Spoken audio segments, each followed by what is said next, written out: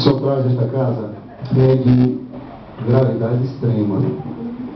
A primeira questão é que no governo passado ele era empresário e tinha as possibilidades de participação dele através, inclusive, de sublocação com o ganhador das licitações, que era a empresa JG, e se eu não me engano também é de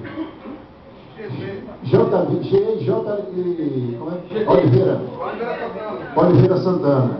Ele não era servidor municipal. Ele, na condição de servidor municipal, ele está cometendo um crime gravíssimo. Ele é coordenador executivo, ele não pode ter empresa alocando qualquer tipo de serviço, realizando qualquer tipo de serviço da prefeitura. Ele está exatamente usurpando de uma condição que lhe é imprópria. Ele não pode em absoluto, ele tem que escolher: sou coordenador executivo ou participo como empresário das licitações, das cartas convites para prestar serviço. Isso é grave, companheiro. Isso é muito grave. Precisamos saber o nome da empresa dele e de que forma ele está prestando esse serviço.